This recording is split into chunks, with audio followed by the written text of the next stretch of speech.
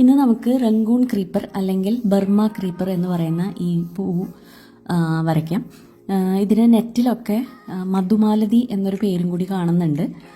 ഞാൻ ഒരുപാട് പേരോട് ചോദിച്ചിട്ട് ആർക്കും ഇതിൻ്റെ ശരിക്കുള്ള നമ്മുടെ നാട്ടിൽ വിളിക്കുന്ന പേരൊന്നും അറിയില്ല. ചിലർ പറയുന്നുണ്ട് മദ്രാസ് മുല്ല എന്നൊരു പേരിലും ഈ ഒരു ചെടി അറിയപ്പെടുന്നുണ്ടെന്ന്. ഞങ്ങളുടെ അവിടെയൊക്കെ ഒരു പ്രത്യേകിച്ച് പേരൊന്നും ഇല്ലാതെ ഒരു കാട്ടുചെടിയായിട്ടാണ് ഇതിനെ ആൾക്കാർ പറയാറ്. എൻ്റെ ഒരു ഓർമ്മ എന്ന് പറഞ്ഞു കഴിഞ്ഞാൽ പറമ്പിൻ്റെ സൈഡിൽ ഇങ്ങനെ എന്താ പറയുക, വേലിയുടെ അരികത്തൊക്കെ ഇങ്ങനെ കട്ട കുത്തി ഒരു വൈൽഡ് പ്ലാന്റ് പോലെയാണ് ഇത് കാണാറ്. പക്ഷേ ഭയങ്കര ഭംഗിയുള്ള പൂക്കളായിരിക്കും.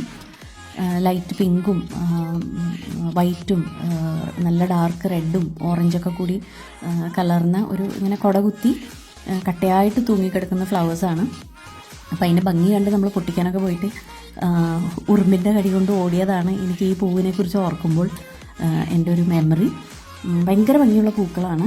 അപ്പോൾ ഈ ജനുവരി മാസം പൂക്കൾ വരയ്ക്കാമെന്ന് വിചാരിച്ചപ്പോൾ ഒരാൾ സജസ്റ്റ് ചെയ്തതാണ് റംഗൂൺ ക്രീപ്പർ വരയ്ക്കാമെന്നുള്ളത്.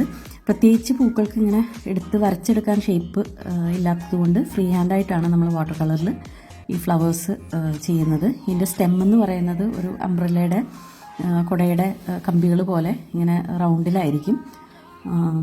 ബേസിക്കലി ഒരു ആരും എനിക്ക് തോന്നുന്ന ഒരു വീട്ടിലെ വെക്കുന്ന ചെടിയായിട്ട് വളർത്തുന്നില്ല. ബേസിക്കലി ഒരു ക്രീപ്പർ അല്ലെങ്കിൽ ഒരു വൈൽഡ് പ്ലാന്റ് ആയിട്ടാണ് കാണുന്നത്.